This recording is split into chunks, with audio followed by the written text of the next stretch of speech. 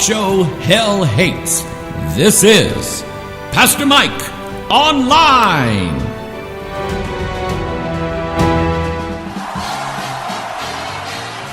Yippee-ki-yay!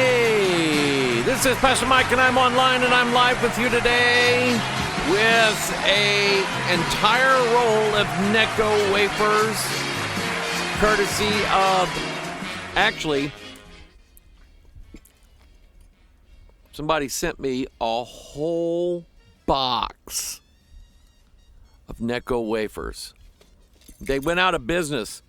This candy has been around since 1847, and I don't know how a candy company as good as Necco. See, Necco Wafers, they also make the camera's off a little bit. Let me turn the camera here. Here we go. They also make those little Valentine hearts. And it's powder, and they just press it, with a lot of pressure. And the pressure and the heat of it, makes it stick together and gives you those little Valentine hearts. Not the sweet tart ones. I don't like sour things. I don't like tart things. But for some reason, this company went out of business, and all of a sudden there is no Necco Wafers anywhere in the world, and no little sweethearts or no little hearts candy that tastes like this. And then I guess somebody bought the company and put it all back together again, and man, I love them. Anyway, you guys are doing great with your homework. I was asking about Ezekiel 1, and told you to study whirlwinds, and some people, they did. They got on it. And I like some of the things they sent in. Let me look in my inbox here. This one is from, and I'm not sure I'm going to pronounce the name right. Zoel, Z-O-E-L, Zoel. I, Pastor Mike, read all the whirlwind occurrences in the Bible, and I think they are what the scientists call wormholes. Let me do this. I don't know if I can do this or not. If I can maybe download these, put them on the screen, something like that. Maybe I can do it like that. I think that's probably close. I do. I really do. I think the thing with whirlwinds in the Bible is obviously they are energy.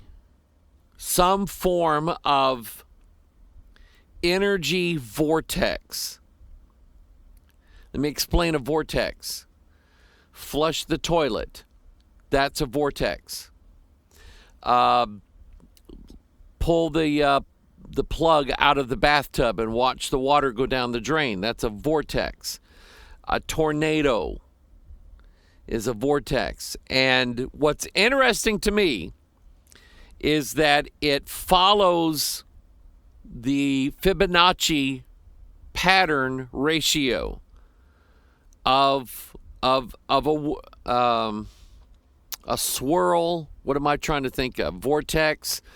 But anyway, it follows that ratio. And I can't even think about how to describe the Fibonacci. I wasn't ready for that today. But anyway, it follows the Fibonacci ratio, and it's pretty cool the way it looks. And we were studying in Ezekiel Chapter 1, where Ezekiel sees the vision of God. He's by the river Shabar. In verse 4, he says, I looked, and behold, a whirlwind came out of the north, a great cloud and a fire enfolding itself, and a brightness was about it. And out of the midst thereof, as the color of amber, out of the midst of the fire, and also out of the midst thereof, came the likeness of 4 living creatures. And this was their appearance. They had the likeness of a man. Now, somebody wrote me an email, and they put it in a very nice, respectful way, and I never have a problem with that. Never. I never have a problem with people saying, Pastor, I disagree with you, and here's why. Pastor, I think you're wrong on this. Here's why. I don't have a problem with that at all. It's when they start out by saying, you're such a scumbag liar. That's when I don't even read or pay attention to what they have to say after that. But this person didn't do this. I was talking about satyrs, and when I read the verse here in verse 5, they had the likeness of a man, is what made me think about that. And my mind is running all over the place today. And I will tell you this, I already feel like the anxiety, I'll call it the anxiety devil, is here today. And he's been trying to push buttons on me today. So if I shut everything off, there's a reason why. But anyway, he sends me an email, and he is sort of disagrees with my take on what a satyr is. Or, I'd have to read the email to try to remember exactly how he put it. But I had mentioned, and I had showed you Tuesday, that the medicine man that was on the Skinwalker Ranch, if you remember that, said that the Skinwalkers, and he had this big long Navajo or Ute Indian name for it, but he said it sort of means coyote-like. And so as soon as I heard that, I took that reference, coyote-like, and it made me think of, and then they started showing the pictures, and I showed you the pictures of these men dressed up with these animal skins on them. So they were sort of like gods who had a human shape, a humanoid shape, but they had hair on their bodies. And in a very kind, respectful way, he said, I don't really think you should use mythology to determine what's in the Bible. And he said the word satyr is only used twice in the King James Bible. And he said in, one place, the satyr shall cry to his fellow. And he said that describes, I forgot what animal it was. So he had a disagreement with that, and the fact that I referenced mythology. And so what I did was I said, well, let me kindly correct or at least explain what I mean when I was talking about that.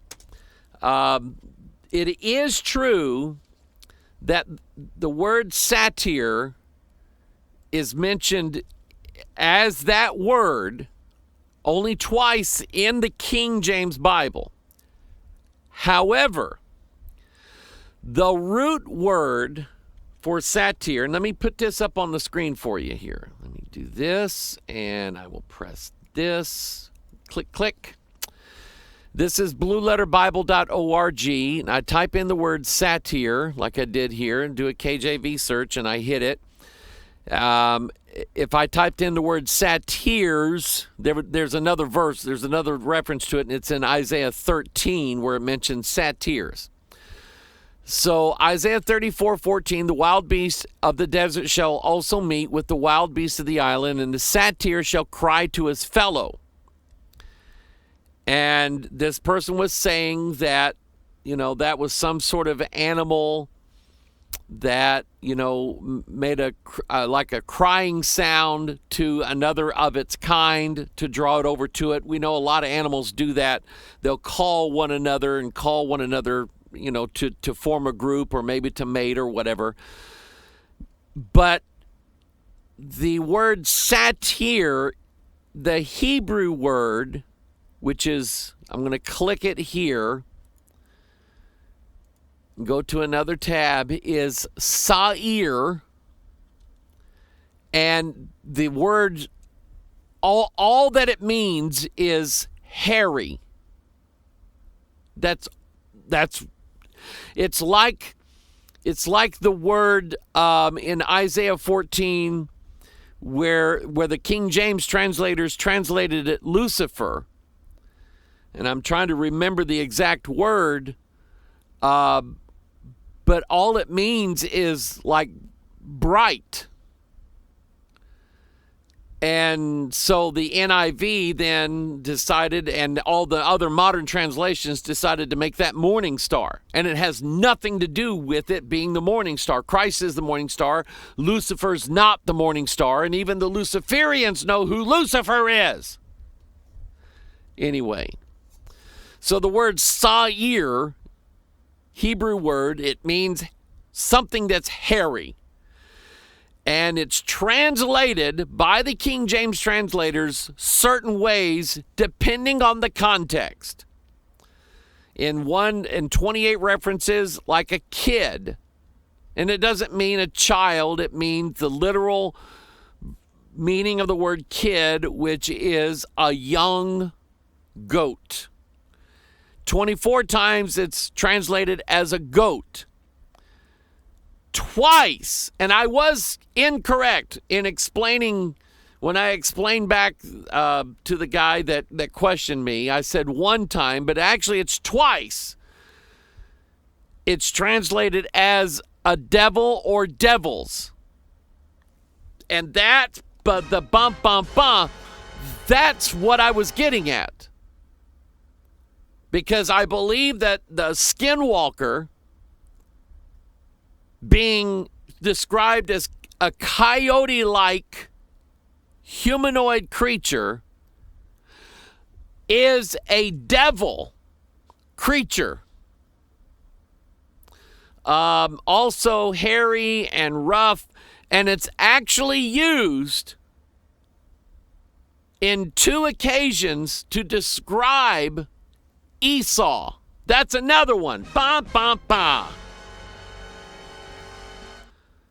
So if you remember, and I went through this Tuesday, Jacob puts on goat skin and hair on his arms to masquerade as his brother. And when Papa feels the fur from the goat, he's going, yep. I mean, you smell like Jacob because you smell like your mom, but you feel like Esau because you feel like a goat. At least he didn't. I guess he was expecting him to smell like a goat too.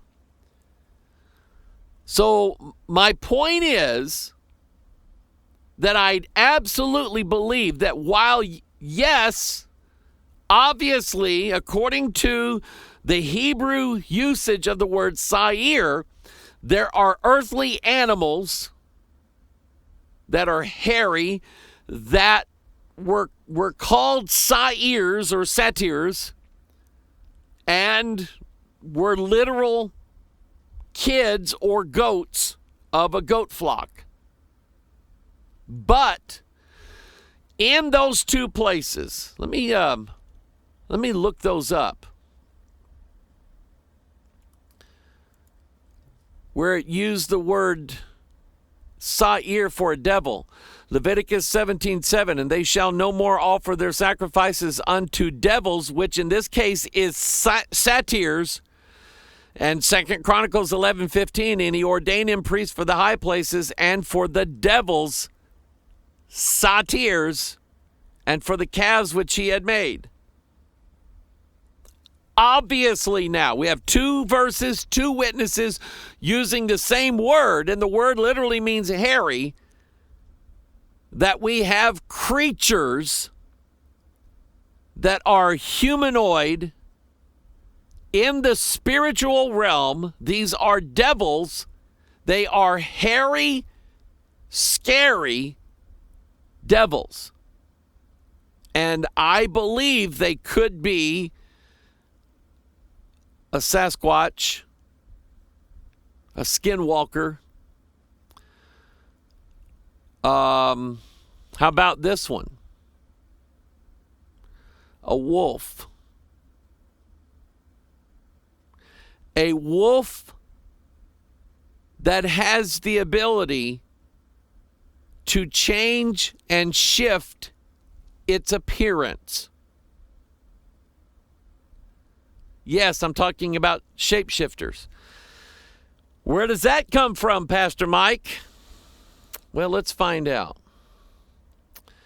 What did Jesus warn us about? Beware of false prophets, which come to you in sheep's clothing, but inwardly they are ravening wolves. They look like sheep, but their internal nature is that they are wolves.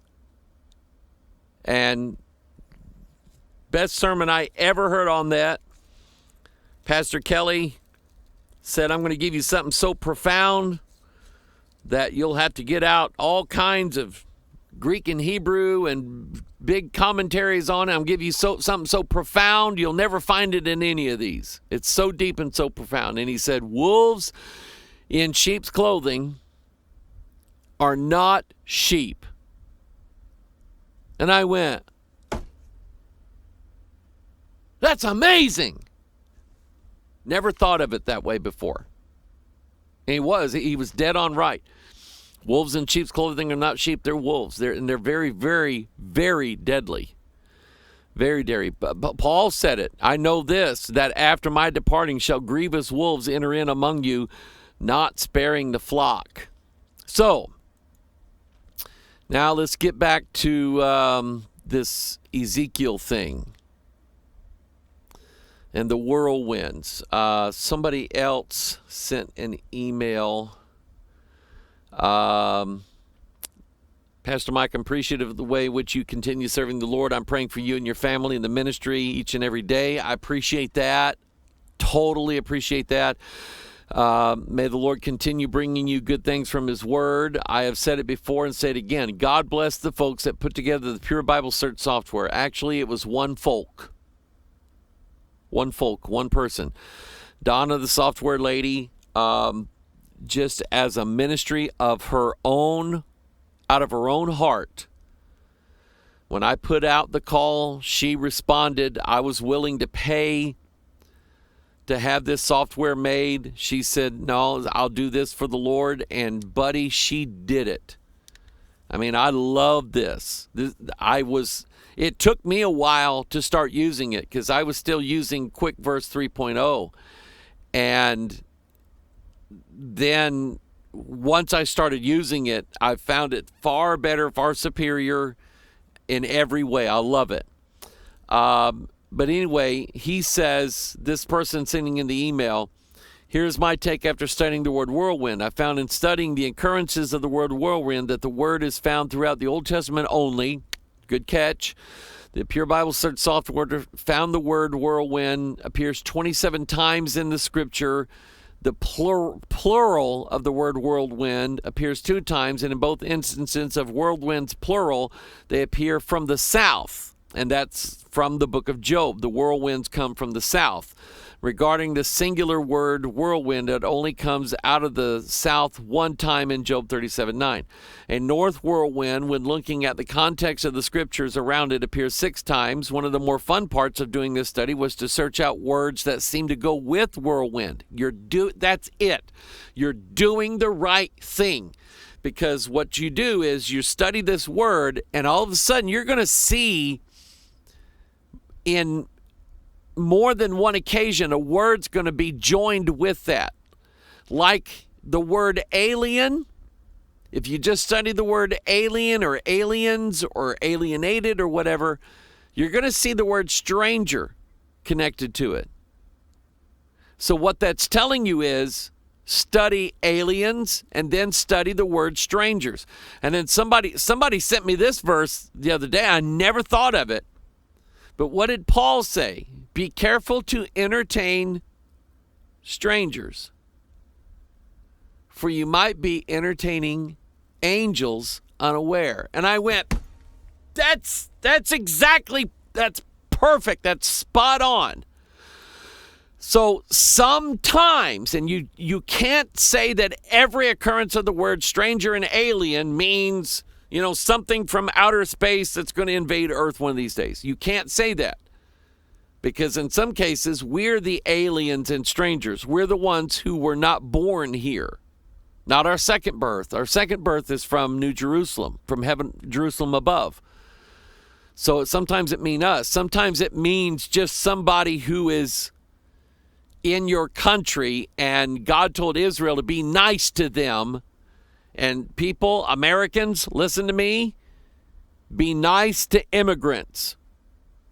Be nice. This whole nation was a nation of immigrants. And just because you and your forefathers had lived on that land for the last 150 years doesn't mean that because somebody new comes along that you shun them. I know they got different ways about them, and sometimes you can't understand them, but be nice to them, because God said to Israel, you were aliens when you were in Egypt, and the Egyptians took you in. You were strangers there. And yet, they were mean to us. And God is saying that's exactly right. Don't be like the Egyptians. Be better than they are.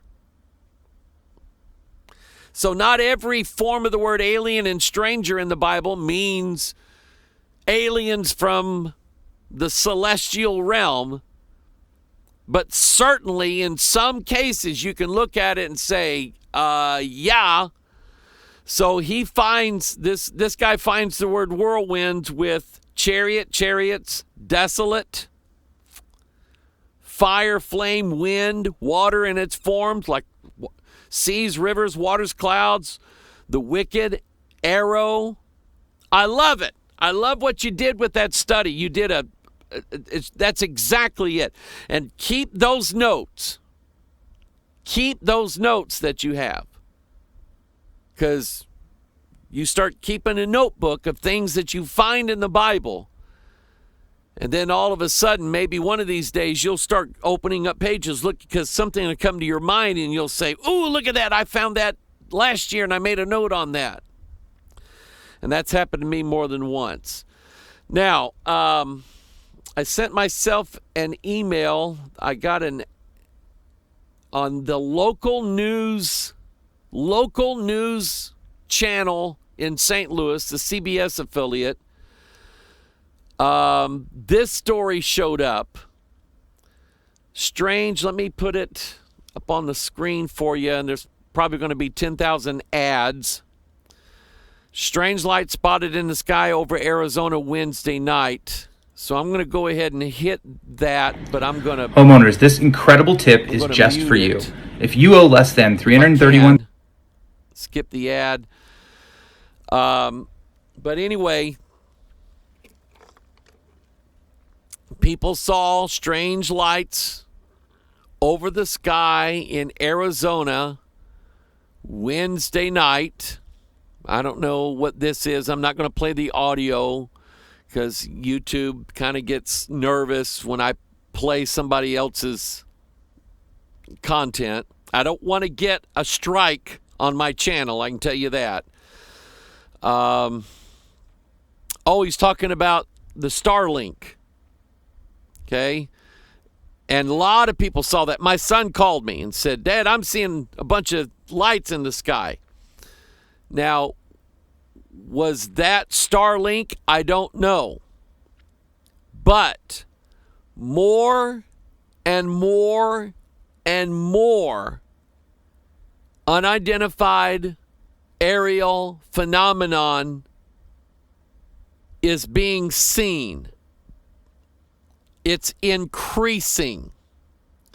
And I'll tell you what else is increasing.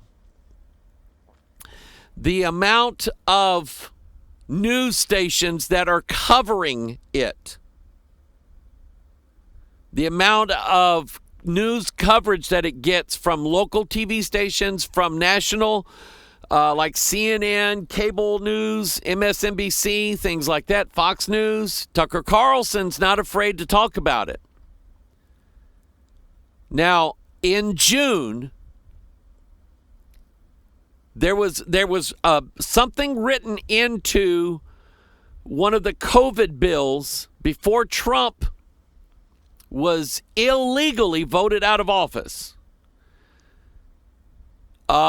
There was something put in that bill that made it a law that said that the 17 intelligence agencies of the United States of America and the Department of Defense had to release all of the documents that they had that were not classified.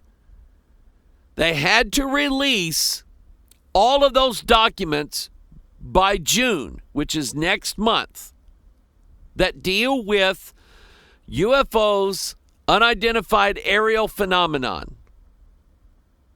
Have to do it. So next month, there is going to be you're going to hear a lot of things that some of you don't believe in. You think that UFOs, flying saucers, little green men from Mars, they're like Santa Claus and Easter Bunny, and they don't exist, and why anybody would even talk about it is beyond them. Well, I have a reason for doing it. Because I believe from the scriptures, when it dawned on me that Daniel chapter 2 and the kingdom that Daniel was trying to explain to Nebuchadnezzar, when it occurred to me that this was no earthly kingdom, the fourth kingdom, made up of principalities and powers and rulers of the darkness of this world and spiritual wickedness in high places. When it occurred to me that kingdom was going to be the kingdom that was going to rule over this world, then I started putting everything together, which said the nation, the kingdom, the people that take over this world in the last days as part of the kingdom of the Antichrist, they're not humans. They're not people like us. See, all of that's been tried before. Alexander the Great, Egypt, the Roman Empire, the Greece Empire, Nebuchadnezzar, Adolf Hitler. It's all been tried before. Communism. You've had people trying to rule the world, but what you have to deal with is humans. Humans who don't want to be ruled over, who don't want to be dictated. They don't want a dictator leader over them, and so they rise up at the expense of their own blood. They rise up and say, you're not going to rule over me. And these kingdoms always fall and fail. This fourth kingdom that Daniel's revealed to Nebuchadnezzar is not going to fail. It's going to succeed in taking over everybody. And they're going to do it in a way that was never possible before. They're going to do it by ruling from inside of man, not outside of man. They shall mingle themselves with the seed of men. It's the ultimate form of devil takeover of the human being, it occurred to me that yes, spirits from the heavens, spirits from hell, were going to rule and reign over mankind. Instead of man being given dominion over the beast of the field, the beasts are going to be given dominion over mankind. Daniel chapter 2, Deuteronomy 28, and on and on and on and on and on. So, I had my secretary today. I've mentioned this, I've asked the church and I've asked people to pray for me about this. There is going to be a MUFON, Mutual UFO Network, symposium in Lost Wages, Nevada, in the end of August. I talked to Sweetie Pie. Now, this is not her thing, UFOs. And I've explained it to her several times. Honey, this is not, Martians coming from Mars. These are gods. Okay? And, I don't mind that my wife doesn't do all the study and all the things that I do. She keeps me grounded, actually. She does. She keeps me to where I'm more than just a one-note singer.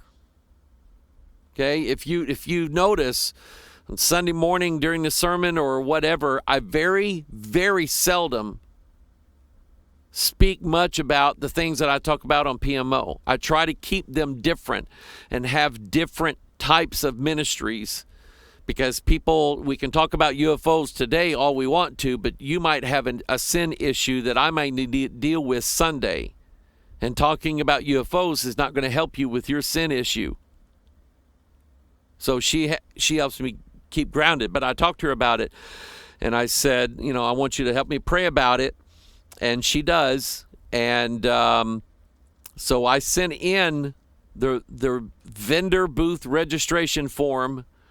My secretary is sending it out today. If we get a booth, that we're going. Now, if they write back and say all the vendor space is gone, there's no room for you, then we won't go. But if I get a booth out there, we're going to go out there and we're going to give away the DVDs that I've made so far on UFOs and cryptid creatures and different things like that. Plus, I'm making notes for some new ones that I'll probably make this summer.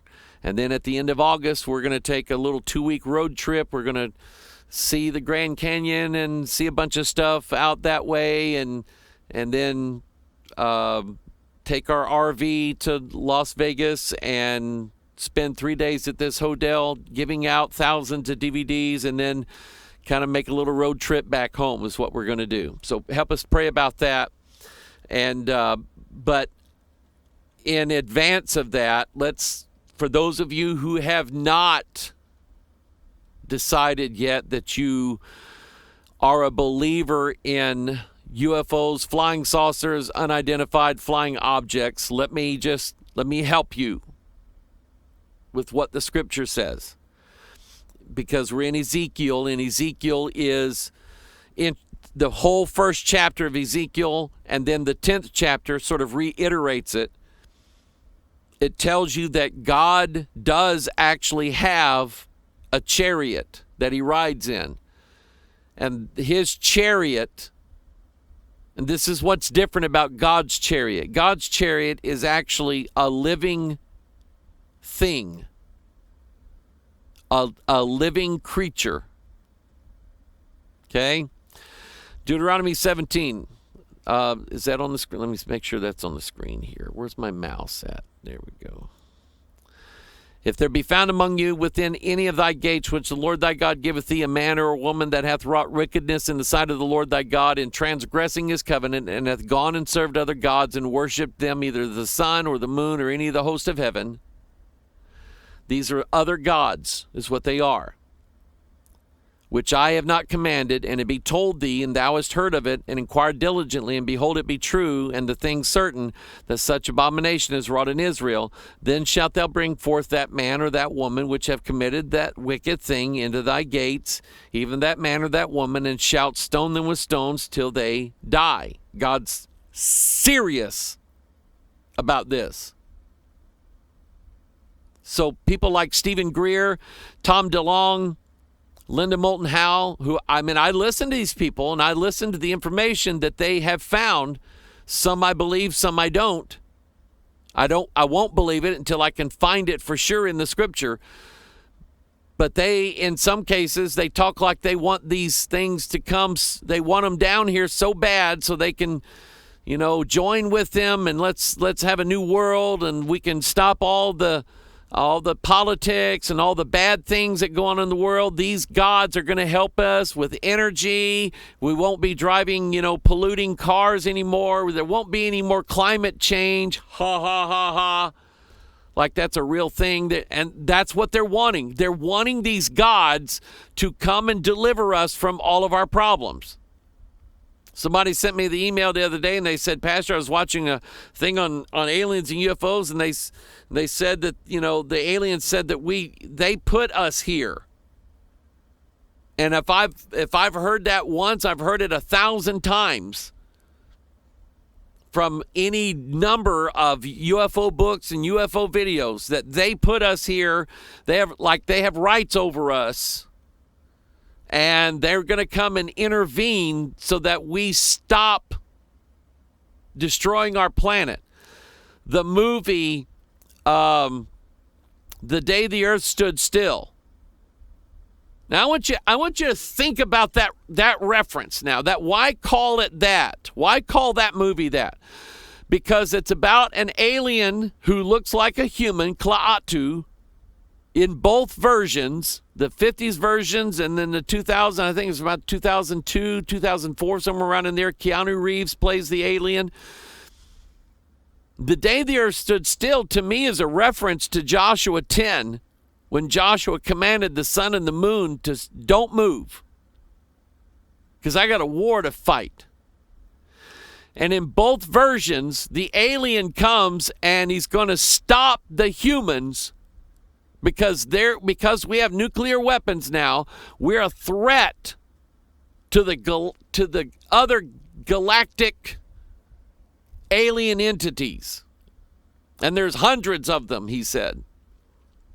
So they're going to put a stop to us humans and basically kill us all because we have nuclear weapons and we don't know how to use them, and we're a threat. And a similar thing is being said by these gods. It's a lie. It's a setup. Who do you think started the whole global warming lie? Because it's no, wait a minute. If we go back to the 70s, it was global cooling. We're cooling the planet, and it's going to freeze over. And then they had to change it because that's not what was happening. It's global warming, and all the ice is melting, and it means it's going to flood California, and that's not happening now either. So we have to call it climate change, and now it's climate something else. And it's a scam, and the aliens that are appearing to people are telling them this. God said, if you serve these gods, we'll take you out and stone you. Look at verse 5. I love my Bible. I love my King James 1611 Bible. Because it says, then thou shalt bring forth that man or that woman which have committed that wicked thing unto thy gates, even that man or that woman, and shalt stone them with stones till they die. Do you know what that is? It's Daniel 2. Because after he sees the fourth kingdom, he sees, in the days of these kings shall the God of heaven set up a kingdom which shall never be destroyed, and this kingdom shall not be left to other people, but it shall break in pieces and consume all these kingdoms, and it shall stand forever. It's the stone that Nebuchadnezzar saw that was cut out without hands, that comes flying through the air and stones the image that Nebuchadnezzar saw. That's what that's a picture of. Any type of when they killed Achan for stealing stuff from Jericho after they lost the battle of Ai, they stoned him to death with stones. Why? Because it's a picture of how Jesus is going to destroy the fourth kingdom by stoning them. So don't serve these gods. Deuteronomy 13. Certain men, the children of Belial, who's their father? Belial. Bel and Belial and Bel and Baal are all the same. The children of Belial are gone out from among you and have withdrawn the inhabitants of their city, saying, let us go and serve other gods which ye have not known. Bingo! That's who we're dealing with. These gods that all of a sudden now in 1947, after Kenneth Arnold sees these boomerang-shaped, what they call plan-form discs. They were not round, completely round, saucer-shaped. He actually drew a picture of them. They were more like a rounded boomerang than anything. And where they got the word flying saucer was, he said they seemed to skip along the tops of the mountains. And that's right in your Bible. I mean, that's right in your Bible. And so the news picked up on that and called them flying saucers. Let us go and serve other gods which ye have not known. Now all of a sudden, boom. There is an increase, a dramatic increase. It got so bad with people seeing flying saucers, they kept calling the Air Force. The Air Force did not want to get into the business of investigating UFOs. So they came up with Project Blue Book. They hired, I can't remember who it was, but anyway, they hired the guy. He was a skeptic. He was supposed to say, these are nothing. I'm a pipe-smoking science expert, and I'm smarter than everybody else, and I'm telling you that you're seeing swamp gas. He's the guy that actually came up with swamp gas. And that was, I think, the Kecksburg, Pennsylvania UFO thing, where there was a UFO crash in Kecksburg, Pennsylvania, and hundreds, if not 1,000 people saw it. And he did the investigation. J. Allen Hynek did the investigation, and the Air Force is demanding that he not come up with anything that would make it sound like it was some sort of ship from outer space. So he invented swamp gas. I may be wrong on the Kecksburg thing, but it was a bunch of people saw it. And Hynek knew that they were not lying, and he knew that they saw some sort of craft that did weird things, and it lit up, and he knew then it had to be of extraterrestrial origin, and the Air Force is turning the screws on him, saying, you better come up with something. So he says, it was swamp gas. See, I'm smoking my pipe, and look how intelligent I look. But he lied. He lied through his teeth. And then after they shut down Project Blue Book, making everybody think that there really is nothing to be worried about, J. Allen Hynek goes all over the country saying, I lied. I lied through my teeth. These things are real. These are some sort of manifestations from the heavens, from an extraterrestrial source. And yes, we have something to be worried about. That's what he did. So God said, if anybody says, let us go serve other gods which ye have not known, then shalt thou inquire and make search and ask diligently, and behold, if it be truth, and the thing certain that such abomination is wrought among you, thou shalt surely smite the inhabitants of that city with the edge of the sword, destroying it utterly and all that is therein, and the cattle thereof, and the edge with the edge of the sword. Deuteronomy 32:17, they sacrificed unto devils and not to God, to gods whom they knew not, to new gods that came newly up, because some of these UAPs do not originate from the heaven. They come up out of the earth. They come up out of the sea. This Bible's right. And they are the ones whom your fathers feared not. Your fathers knew nothing about them. God is saying there is a brand new thing happening. Brand spanking new. In a way that nobody ever could have pictured it, could have thought it. Judges chapter 2, and an angel of the Lord came up from Gilgal to Bochum and said, I've made you to go up out of Egypt and have brought you into the land which I swear unto your fathers. And I said, I will never break my covenant with you.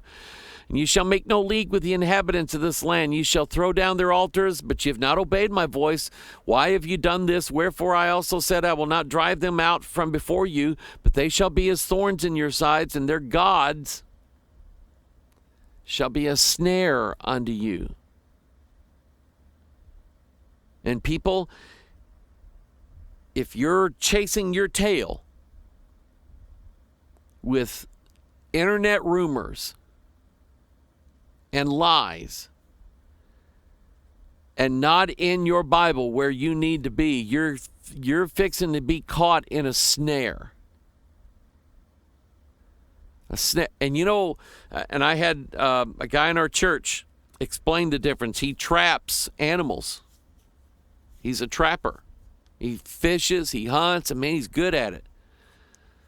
It's, Michael, the difference between a trap and a snare. The snare, boy, I want to get this one right. A trap is where you put in bait and you lead the animal into a trap, like a rabbit box, where you put a carrot in there or lettuce or something like that, and the rabbit goes in there and trips the thing, and the cage falls, the gate falls. But a snare is something where you lay along the path that the rabbit or the fox or whatever animal it is, that it's a path that they walk every day. Now let me unhook the UFO weirdness for a minute, and let me say this. The internet knows your habits, doesn't it?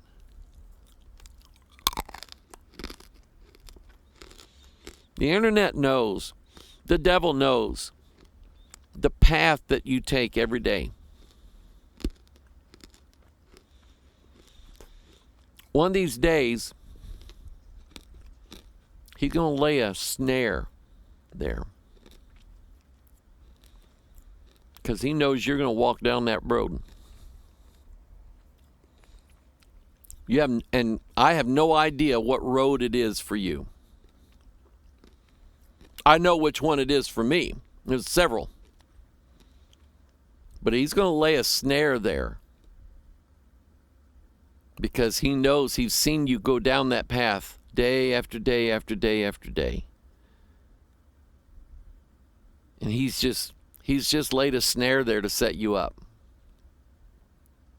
That's what it is. That's the difference. And I'm just going, man, that'll preach. Deuteronomy 32:17, they sacrificed unto devils, not to God, to gods whom they knew not, to new gods that came newly up, whom your fathers feared not. Their God shall be a snare unto you. Psalm 82:6, I have said ye are gods, and all of you are children of the Most High. So, we know they are gods, which means that they are of a higher dimension than we are, not three-dimensional. They don't have, they're more than width and length and depth. They have a fourth dimensionality to them. They are of a higher dimension, which means that they can do things that we cannot do. It means that we can't even fight them with in our three-dimensional realm with bullets and knives and atomic bombs and all that stuff. Nothing works against them. They're the ultimate comic book bad guy, because nothing except Superman can kill them. Okay? I have said ye are gods, and all of you are children of the Most High, but ye shall die like men and fall like one of the princes. God is saying that some of these creatures, some of these devils, these gods, because they're doing stuff that they should not be doing, mingling in this world, messing around in it, God himself says, I'm going to let you fall.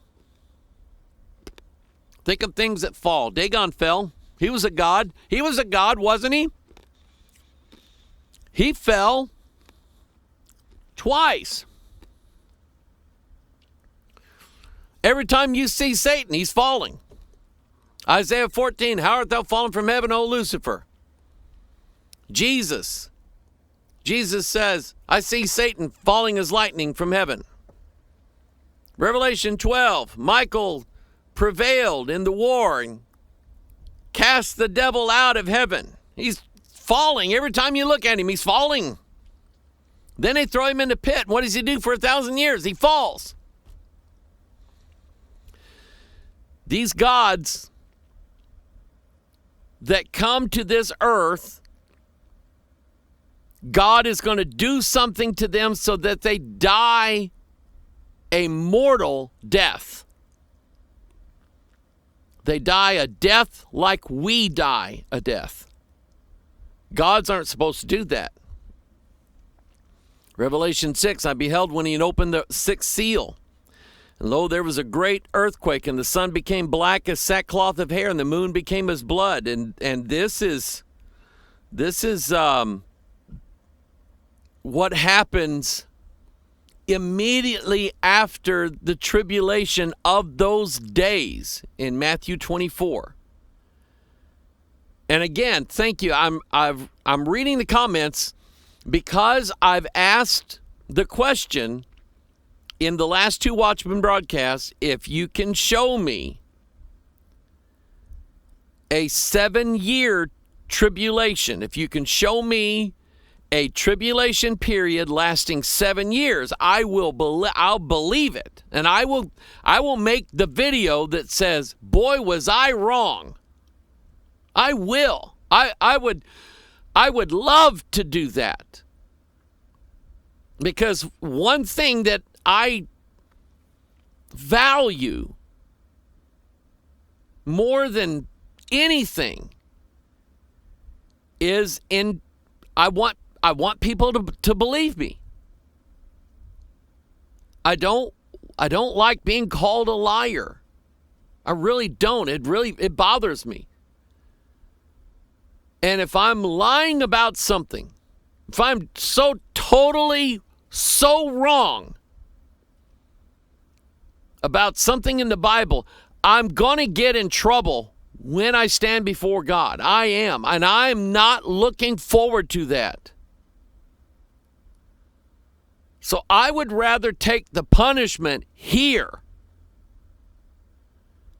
than to take it for eternity. I would. I'd take the beating down here any day of the week. So I've been reading the comments on YouTube, and I appreciate those of you who are writing comments. And because apparently you are seeing the same thing I'm seeing, which is the absence of a 7-year tribulation. The absence of it. It's not mentioned. It's not spoken of. Nobody ever said it. Which causes me to start asking the question, where is it? Anyway, this verse 13, the stars of heaven fell unto the earth, even as the fig tree casteth her untimely figs when she is shaken of a mighty wind. So we know the stars, these bright objects in the sky, boom, falling down to the earth one of these days. And eventually they will die like men die. So, could Roswell have happened? According to this, yeah. According to the scripture. And you have more than that. You have, I don't know if I have it in my notes here. No, but you have Ezekiel. Let's see here. Ezekiel 28. Yeah. The Son of Man saying to the Prince of Tyrus, thus saith the Lord God, because thine heart is lifted up, and thou hast said, I am a God. I sit in the seat of God in the midst of the seas. Yet thou art a man and not God. Boom. You're a man now. And not God, though thou set thine heart as the heart of God. So now, this Prince of Tyrus is going to die like a man dies. In Isaiah 14, where it talks about Lucifer, son of the morning. It says, thy pomp is brought down to the grave, and the noise of thy vials, the worm is spread under thee, and the worms cover thee. How art thou fallen from heaven, O Lucifer, son of the morning? How art thou cut down to the ground, which sins weaken the nations? For thou hast said in thine heart, I will ascend into heaven, I will exalt my throne above the stars of God. I will sit also upon the mount of the congregation in the sides of the north. I will ascend above the heights of the clouds. I will be like the Most High, except God won't let you. Imagine that. Nope, I'm going to do it. I'm going to do it. I had a young man that was sort of, young in the ministry, and there was a church that had called him to preach, and he said, looks, they wanted him to try out there, and he said, looks like I'll be moving out there and taking that church over. And I kind of giggled, and he said, what? I said, they invited you to preach, right? Yeah. I said, they're trying you out, right? He said, yeah. I said, what if they don't like you? What if they don't vote on you? What if they say, no, we don't want him? Then it means you're not going out there. That's what that means. You might think now that it's God's will that you go out there, but if that church says no, you're not going. It's that simple. Anyway, and anyway, here's the devil going, I'm going to sit in God's throne. And God says, no, you're not, you idiot. He said, yet thou shalt be brought down to hell, to the sides of the pit. And he says in verse 16, they that see thee shall narrowly look upon thee and consider thee, saying, is this the man that made the earth to tremble, that did shake kingdoms? And we're obviously talking about Lucifer. Halel is the word I couldn't think of earlier. Halel, which means shining one. And the name Lucifer, that matches 2 Corinthians 11. See, translators knew this. They either knew it or the Holy Spirit guided them. Because in 2 Corinthians 11, it almost says exactly what Lucifer means. Lucifer means the bearer of light, the bringer of light, the messenger of light. And so 2 Corinthians says, and no marvel, for Satan himself is transformed into an angel of light. Angel means messenger, a Lucifer, a light bearer. So you have two witnesses now. That's his name, Lucifer. And the King James, the only Bible in the world you're going to find that in. All right, back at the ranch. Revelation 12, there appeared another wonder. In heaven, behold, a great red dragon, having 7 heads and 10 horns, and 7 crowns upon his heads, and his tail drew the third part of the stars of heaven, and did cast them to the earth. And the dragon stood before the woman which was ready to be delivered for to devour her child as soon as it was born. If you watch Steven Spielberg's Close Encounters of the Third Kind, when the aliens show up at Devil's Tower, which is the opposite of the mountain of God, Mount Sinai, in Close Encounters, you have 12 people who meet the mothership goddess at Devil's Tower. And there's even in the movie a reference to the movie The Ten Commandments. I'm not kidding you. It's the opposite of the 12 tribes meeting God at the mountain of God, Mount Sinai. Okay? Spielberg, being a Jew, knows all about this.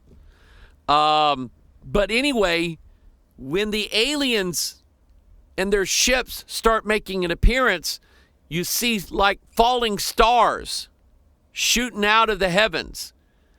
Some of them, once they fall, they take the formation of like the Big Dipper flying through the air. And that of course, gets everybody going, whoa, look at that! And people, right now, the most fascinating thing in the world for people to see is a UFO.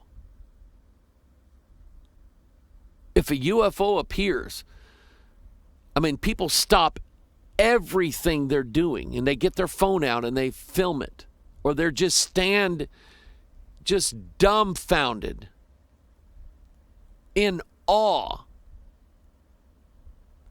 That's been going on ever since people had cameras, and now that practically everybody in the world has a camera in their hand constantly, 24 hours a day, 7 days a week. Every time one of these things makes an appearance, somebody's getting their phone out, taking video of it, taking pictures of it. They have captivated the minds of people. Everybody wants to know what these things are. Revelation 12, verse 7, and there was a war in heaven. Michael and his angels fought against the dragon, and the dragon fought and his angels, and prevailed not, neither was their place found any more in heaven. The great dragon was cast out, that old serpent called the devil and Satan, which deceiveth the whole world. He was cast out into the earth, and his angels were cast out with him. So what did they look like? What did they look like? These were the gods of Samaria. Big heads, big eyes, little skinny neck. This is, let me see if I can outline this for you. This is the head here. These are the eyes. Big, and I want you to understand how big this is. He's got his hand waving, body, legs, boots or feet of some kind. There's another leg here. There's another leg here. Just so you understand the scale of this creature. Here's another hand. This is on the side of a mountain in Nazca, Peru. You remember the Nazca lines where they drew all these lines, and you can only detect what they are from 10,000 feet up in the air. They were not discovered until the 1920s, when a guy flying in a plane flying over the Nazca Plains looks down and says, "Good grief." Only he probably said it in Spanish or something like that. This is actually the side of a very large mountain. Here's the mountaintop here, and here's the valley below the mountain. Okay? The size of an automobile would be about like this here. That's how big this is. Who carved that into the side of that mountain? We have no idea how that got there. But it looks like that, doesn't it? Imagine that. Here's some more. Big, almond-shaped eyes on a big head.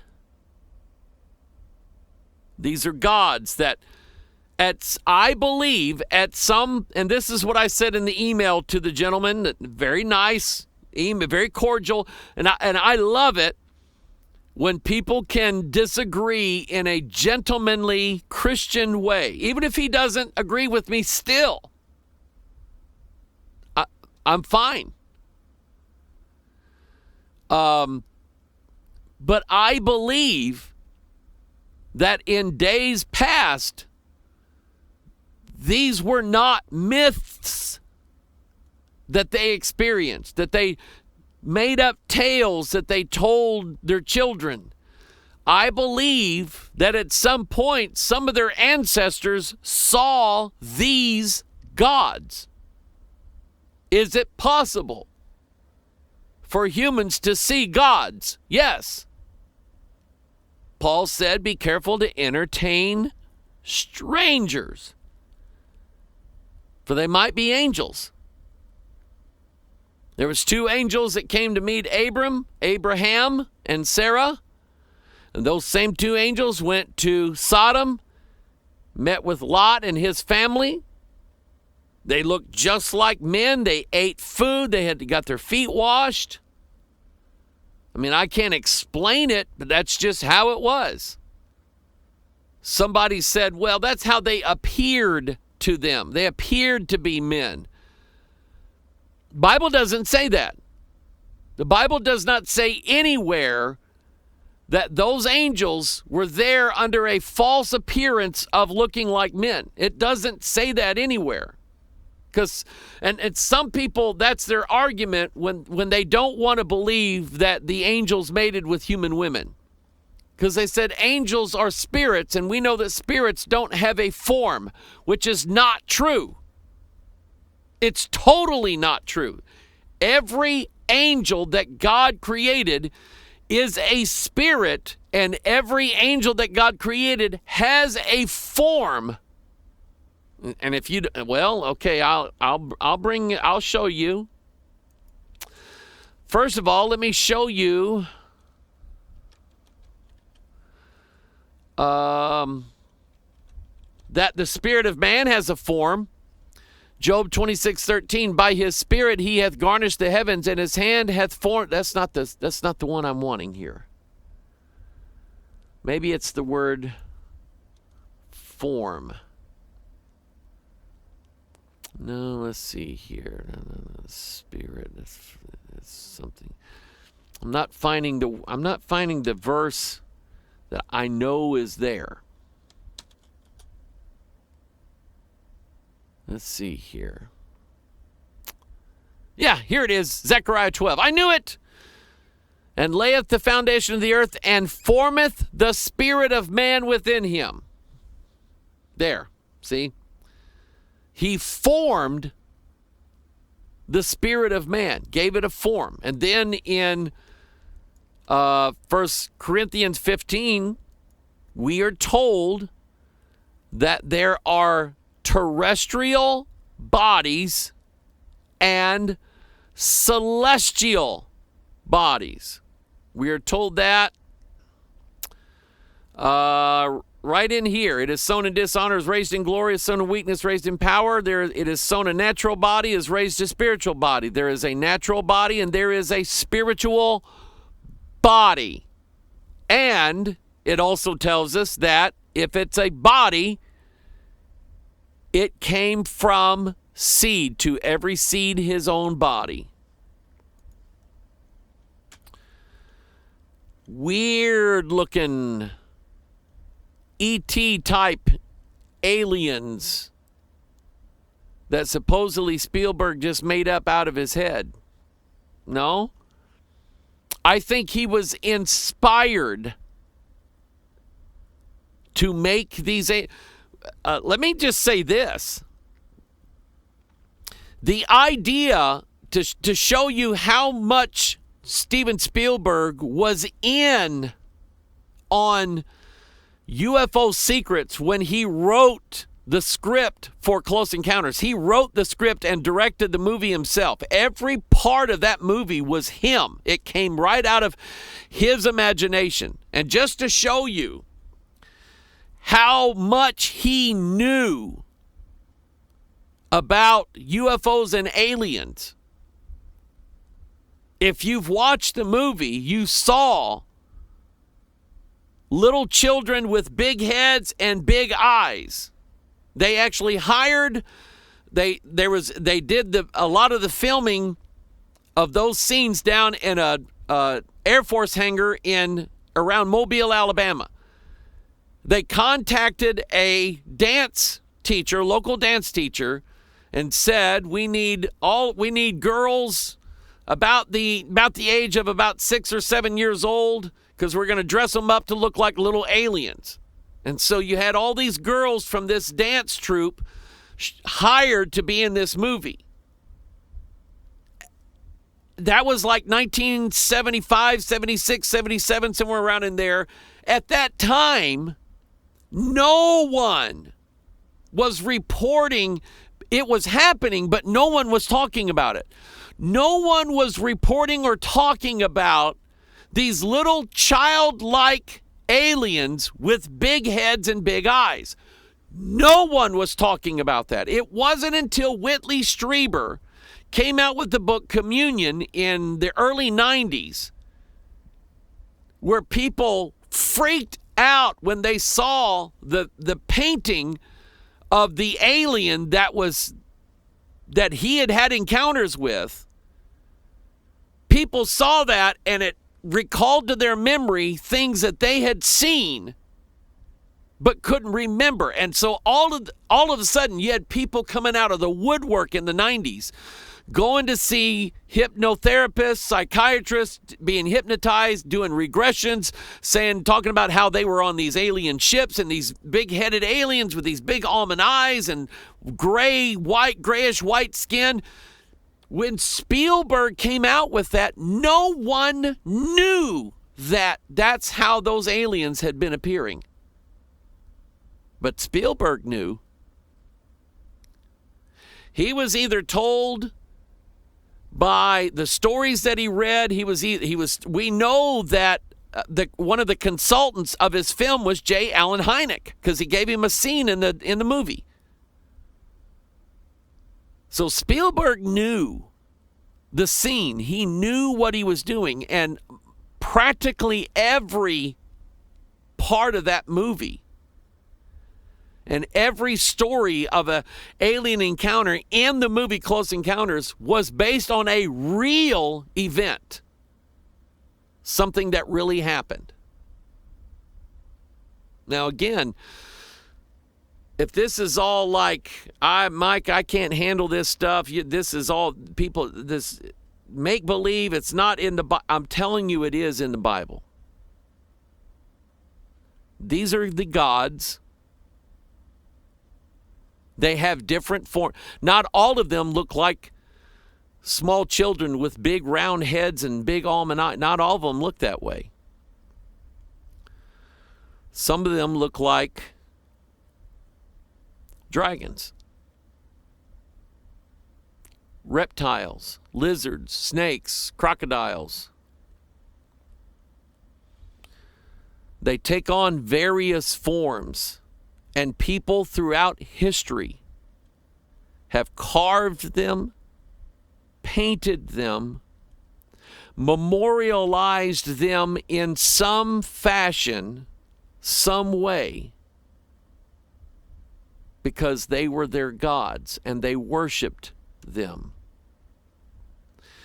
When I was talking about reptilians, look at this one. Serpent, this is a serpent mother goddess with the body and the head of a snake. And oh, by the way, she's like the prototype of the Virgin Mary as she's giving suckle to her infant baby. Now that's crazy, crazy, crazy. But the ancient civilizations didn't just make this up out of their imagination. The gods that they served inspired them to draw, paint, sculpt, mold, fashion images that looked very similar to the gods that they were serving. This is in China. Of course, you know, everybody's eyes in Asia, even the gods' eyes, are slanted for some reason. That's how they see the world. And we don't see the world that way, so we don't slant the eyes. Aboriginal art. Notice you have serpent here with these big, pale, I mean, these are what people are seeing in their nighttime experiences. They flew in chariots. These are the Vimanas of old. Chariots, ancient sky chariots. Here's one. Here's one. Here's one. All of the sun gods, all of the sun gods, the sun god rode in a chariot pulled by horses across the sky during the day. Didn't matter what culture it was, didn't matter what century it was, they all believed in a sun god, that the sun was pulled across the sky by a chariot of some kind. I think in Egypt, the sun was pushed by a dung beetle, a scarab. The Hindu sun god, the Vimanas from the ancient Sanskrit Vedas depicted chariots of the gods flying through the heavens, able to go anywhere at almost any speed. And that's this was discovered not too long ago in India. I mean, almost perfect detail of the gods, and I don't have a problem calling them alien gods, because the scriptures. Let me show you one. And I probably mentioned this the other day, but in Lamentations, our inheritance is turned to strangers and our houses to aliens. And so let's just assume now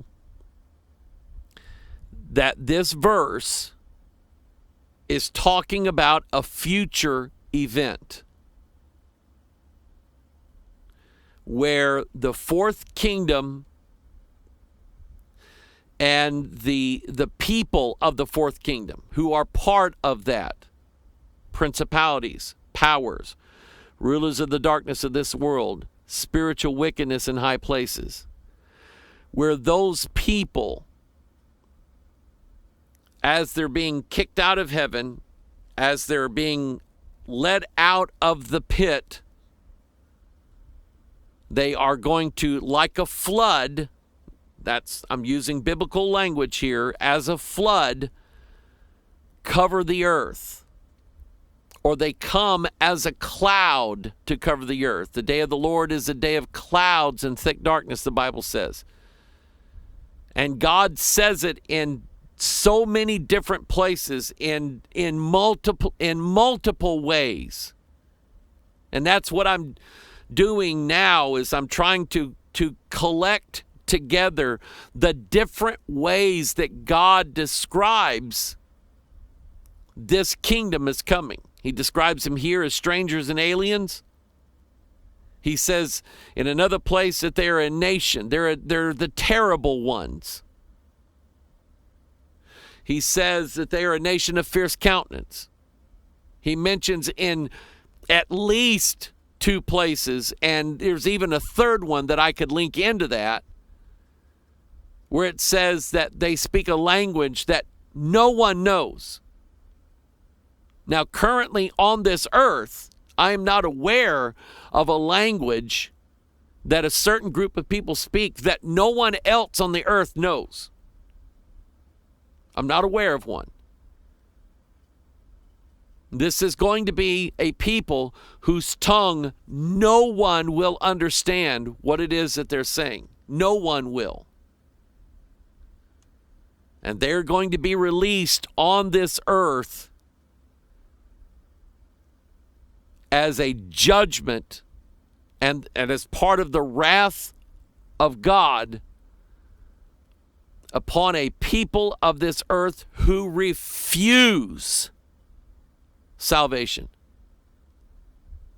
They refuse the grace of God. They won't turn to the grace of God. There's somebody I know right now that they're experiencing a very, very bad time. A family member is dying. And I have witnessed this person multiple times. And I'm going to continue, if the Lord gives me an opportunity, if this person actually dies that's in their life, I'm going to pray for them, and I'm going to try to witness again to them.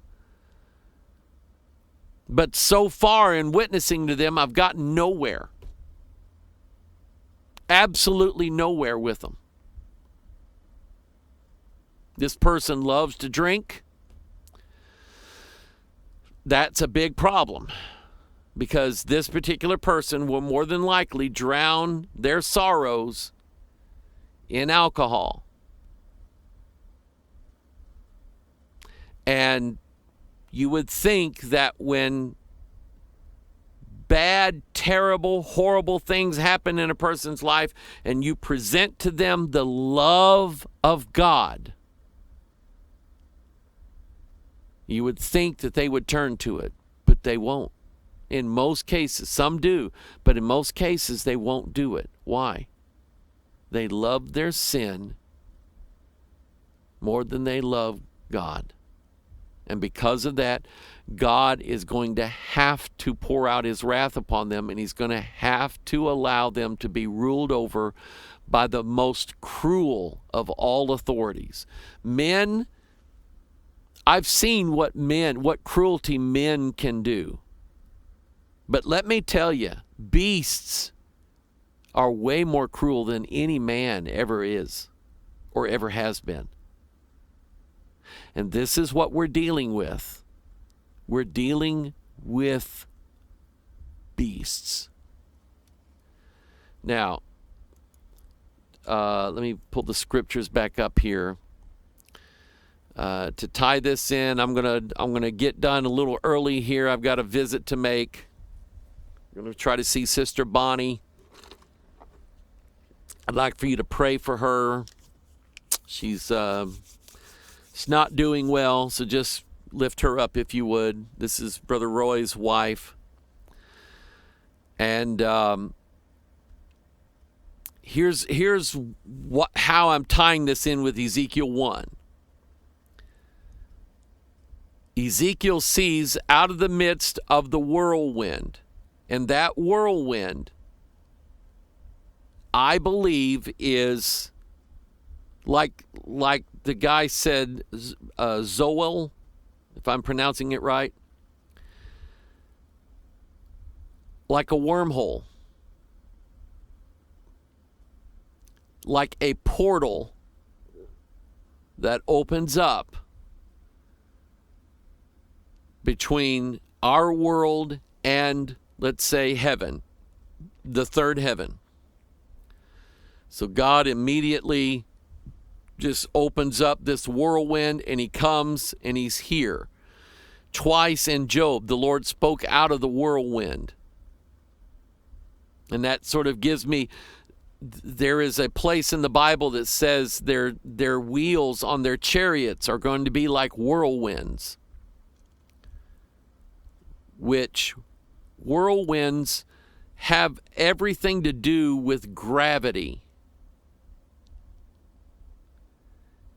And I think these, and since we don't know really what gravity is, we know that it is something, we know we can measure it, we can see its effects, but we don't really understand what exactly gravity is. It's sort of a mystery to mankind. But let's say it's just some form of energy that God and angels know how to wield that energy. They know how to use it for their benefit. So the Ezekiel Chapter 1, I looked and behold, a whirlwind came out of the north. We mentioned that Tuesday, and a great cloud, a fire enfolding itself. Fire is energy. Think of fire as energy. And a brightness was about it, and out of the midst thereof is the color of amber out of the midst of the fire. Also out of the midst thereof came the likeness of 4 living creatures, and this was their appearance. They had the likeness of a man, meaning they were humanoid in their appearance, even though they had different features about them. They may have had fur, they may have had, hair, they may have had feathers, but they were a humanoid in their being, shaped like an upright man walking. Okay? The 4 living creatures, and everyone had 4 faces, and everyone had 4 wings, and their feet were straight feet. The sole of their feet was like the sole of a calf's foot, and they sparkled like the color of burnished brass. And they had the hands of a man under their wings and on their 4 sides, and they 4 had their faces and their wings. Their wings were joined one to another. They turned not when they went every one straight forward. So let's say if the eagle was facing, let's say, east, if the chariot was moving west, then the eagle was looking backwards, always to the east, okay? No matter what direction the chariot went, it didn't turn. It stayed like that. Verse 10, as for the likeness of their faces, they 4 had the face of a man, the face of a lion, and on the right side they 4 had the face of an ox, on the left side and they 4 also had the face of an eagle. Thus were their faces, and their wings were stretched upward. 2 wings of every one were joined one to another, and 2 covered their bodies. So number 4 is very prominent here. You have 4 creatures, 4 faces with 4 wings.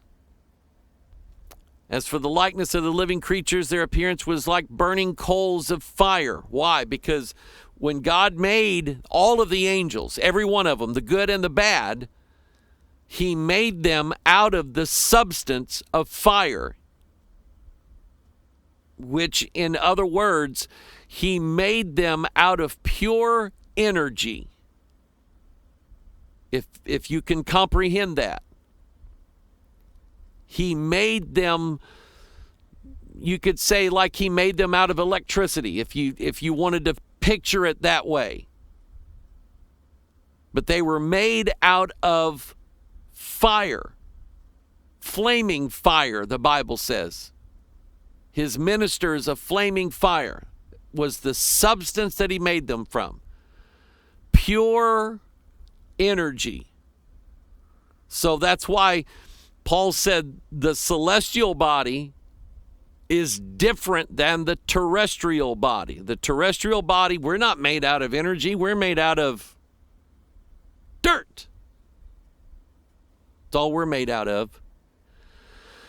Now, I want to get to this, and we'll maybe pick it up on next Tuesday. As for the likeness of the living creatures, their appearance was like burning coals of fire, and like the appearance of lamps. It went up and down among the living creatures, and the fire was bright, and out of the fire went forth lightning. See, I mean, this is like fire and lightning. It's pure energy in these forms. And as I beheld the living creatures, behold, verse 14, and the living creatures ran and returned as the appearance of a flash of lightning. Shaboom, shaboom. Like my sound effects. Which means that they defied the three-dimensional world's laws of physics. They did not start, accelerate, get to a speed, and maintain that speed, and then in order to stop, they didn't decelerate to a stop. They instantly moved forward. Lou Elizondo, who was hired by the Pentagon to run the ATIP program, Advanced Aerospace Threat Identification Program, said that his job was to study unidentified aerial phenomenon and how it was that they were able to move from one place to another without acceleration, without deceleration, to be able to instantaneously make a certain speed. They go from 0 to 12,000 miles an hour without accelerating up to it, without shifting gears, with nothing. Just boom, they're gone. And that's exactly what these things do. That's how God... Doesn't it sound to you like God is explaining to us what the world is seeing for our benefit? That's what it sounds like to me. In other words, God could just say, hey, there's angels and they can do all kinds of things you can't, and leave it at that, and we would believe it.